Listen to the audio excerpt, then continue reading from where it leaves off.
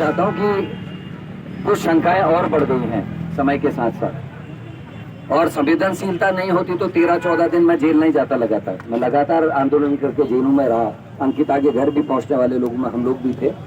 लेकिन अब जब से नन्ही परी वाला जो केस 3 दिन पहले खुला है, उससे आपके और हमारी सबकी चिंताएं मेरे को लगता है बढ़ गई थी। अभी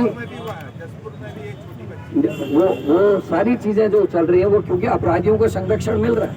लेकिन मैं ये कहना चाहता हूँ कि 2-3 चीजों में हमको ध्यान देने की आवश्यकता है। पहला कि अंकिता ने जो मोबाइल में अपने मैसेजेस भेजे कि एक वीआईपी को एक्स्ट्रा सर्विसेज देने के लिए मुझ पर दबाव डाला जा रहा है, उसके बाद भी पुलिस के आला अधिकारी का ये कहना कि वीआईपी एक कमरा था, यहीं पर शंका उत्पन्न हो जाती कि सरकार कुछ ना कुछ गड़बड़ कर रही है, प्रशासन गड़बड़ कर रहा है। दूसरा, मुख्यमंत्री से अभी तक पूछताछ क्यों नहीं हुई? मुख्यमंत्री ने अपने हैंडल से सबसे पहले डाला कि हमने अपराधी के होटल में या रिजॉर्ट में डोजर चला दिया। उसके बाद रेणु बिष्ट यमकेश्वर की विधायक ने ये डाला। और हमारी जानकारी में, क्यों वकील साहब गलत तो नहीं कर रहा हूं, अपराध करने वाले के साथ साथ जो अपराधी के सबूतों को मिटाता है वो भी उतना ही बड़ा अपराधी है। तो इस समय प्रदेश के मुख्यमंत्री से और रेणु बिष्ट से भी पूछताछ होनी चाहिए थी, जो 3 सालों में एक बार भी नहीं हुई। क्यों नहीं हुई? उसका बिस्तर स्विमिंग पूल में डाल दिया गया, अंकिता के कमरे को तोड़ा गया, और एक बार आग नहीं लगी थी, 2 बार आग लगी। एक बार आग लगती है रिजॉर्ट में, उसके बाद 17 दिन बाद दोबारा आग लगती है। पुलिस ने वहां सुरक्षा की व्यवस्था क्यों नहीं की ताकि सबूतों को बचाया जा सके? फॉरेंसिक जांच में कुछ मिलेगा कैसे जब सब कुछ मिटा दिया गया? उसके अलावा पुलकित आर्या को सजा दे दी गई, उसको तो उम्र कैद हुई केवल। यहाँ तो नन्ही परी को, जिसके अपराधी को फांसी की सजा माननीय हाईकोर्ट ने दी थी, उसको सुप्रीम कोर्ट से छूट मिल गई, क्योंकि सरकार ने जिस वकील को उसमें लगाया था वो कई तारीखों में उपस्थित भी नहीं हो, ढंग से उसने पैर भी नहीं की। ये हो सकता है कि एक इशारा हो पुलकित आर्या के लिए कि तू भी नाम मत बताना वीआईपी का, हम तुझको भी सुप्रीम कोर्ट से बचा के ले आएंगे, इसलिए वो नाम नहीं ले रहा है। और ये एक बहुत बड़ा षड्यंत्र है। बार बार अभी विमेन्स जो हमारे राइट्स के लोग हैं, उन्होंने एक आंकड़ा जारी किया था कि महिलाओं के संग अपराध हो रहे, उसमें बड़ी बड़ी बातें सरकार के लोगों ने कही। लेकिन मैं आप सबके संज्ञान में लाना चाहता हूं, आप सबको याद भी होगा क्योंकि आप लोग लगातार इस चीज से जुड़े हैं। एनसीआरबी की रिपोर्ट, जो केंद्र सरकार का उपक्रम है, जो हमारा अमित शाह जी के अंडर में डिपार्टमेंट है, उसने ये रिपोर्ट दी है 2025-23-24 में कि 2 हिमालय राज्यों में उत्तराखंड राज्य पहले नंबर पर आ गया है महिला अपराध, और उसमें ये कोई बयान नहीं देते। इनके 2 मंडल अध्यक्ष चंपावत और सल्ट, एक 14 साल की बच्ची के संग व्यभिचार में और एक 12 साल की बच्ची के व्यभिचार में जमानत में बाहर है।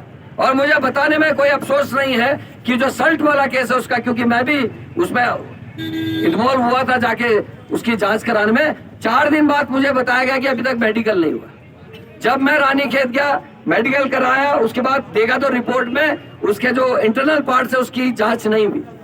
डॉक्टर्स पे 4थे दिन 5वें दिन हमने फिर क्या कि क्यों नहीं हुई, कहते हैं कि साहब महिला ने जो है स्वीकृति नहीं दी। अब आप एक बात बताओ, जो अनपढ़ गांव की हमारी बहन है, जिसको फॉर्म को पढ़ना नहीं आता, उसको बता नहीं रहे डॉक्टर्स की कहाँ दस्तखत करने इजाजत के लिए, और आरोप भी उसी पर लगा रहे कि उसने इजाजत नहीं दी।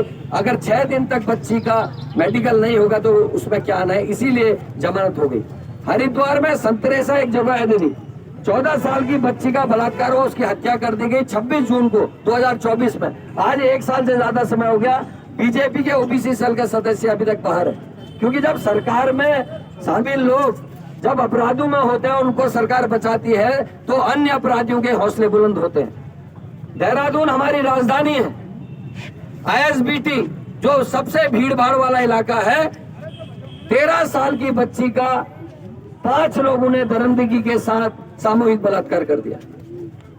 राजधानी में, उत्तरकाशी में 4 SC/ST की बहनों का बलात्कार हुआ। लगातार मैं वहां जाते रहा, सरकार से गुहार करते रहा, दीदी लेकिन उनको ना तो पोक्सो एक्ट के तहत जो पैसा मिलना चाहिए, जो SC/ST एक्ट के तहत पैसा मिलना चाहिए वो नहीं दिया गया। और पैसा इसलिए नहीं दिया जाता कि बलात्कार उसको कोई हम राहत दे रहे, पैसा इसलिए दिया जाता है कि अगर वो गरीब परिवार की बच्ची है तो अपना मुकदमा ठीक से लड़ सके, परिवार अपना मुकदमा ठीक से पैरवी कर सके, लेकिन वो भी सरकार ने नहीं दिया क्योंकि अपने लोगों को बचाना था। तो आज जितने लोग यहाँ आए, विभिन्न दलों के लोग हैं, सामाजिक संगठन यहाँ पर है, मैं आप सबको धन्यवाद देता हूँ कि आप लोगों के आने से हौसले भी अच्छे होते हैं और सरकारें जो है, चाहे वो किसी की आज किसी की हो कल किसी की हो, लेकिन सरकारें सचेत भी होती हैं, उनको पता होता है पब्लिक के बीच में बातें जाएंगी तो नेता केवल इसी से डरता है कि हमारा कहीं हमारे बारे में बातें ना हो।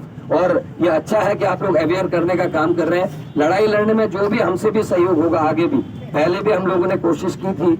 आदरणीय गणेश गोदियाल जी तो लगातार एक वकील से भी संपर्क में थे, लेकिन वो नहीं हो पाया उस तरीके से जैसा हम लोग चाह रहे थे। उनकी मदर को, उनके फादर को, उनके साहस के लिए भी हम बधाई देते हैं कि वो लोग लगातार 3 साल से संघर्ष कर रहे हैं। जिस तरीके से उनको अपमानित किया गया, उनको प्रताड़ित किया गया, उसके बाद भी वो टिके हुए हैं। लेकिन इस समय के हालात बहुत खराब है। मेरे कुछ कारण भी थे, मैंने इसीलिए पहले बोलने को कहा थी क्योंकि देहरादून में बहुत बड़ी आपदा आई है और कल रात फिर चमोली में बादल फटा। ये 17वां बादल फट गया है इन 2 महीनों में उत्तराखंड में। अंकिता के साथ साथ बहनों की रक्षा के साथ साथ इस समय गांव के घरों के लोग भी बहुत परेशानी में है, हालात खराब हैं, इसलिए मुझे वहां भी उपस्थिति रहनी होती है, रहना पड़ता है, इसलिए मैं आया। आप सबने सहयोग दिया और जो नैनीताल के लोग हैं जिन्होंने आह्वान किया, मैं उन सभी लोगों को, विशेषकर आपके साथी उनको, हमारे शाह साहब को, सबको मैं धन्यवाद देता हूँ कि एक अच्छा आह्वान आपने किया है और आगे भी इसी तरीके से हम लोग एकजुट होकर काम करें। अभी नारा लग रहा था, आवाज हम एक है, दिल से भी एक अगर हम होंगे तो कोई भी सरकार झुकेगी, प्रशासन झुकेगा। और पुलिस जिस तरीके से इस समय काम करी, पुलिसिंग जो है वो सबसे ज्यादा खराब स्थिति में इस समय पूरे उत्तराखंड में है और वो ठीक हो, ये मैं चाहता हूँ। आपने मौका दिया, धन्यवाद।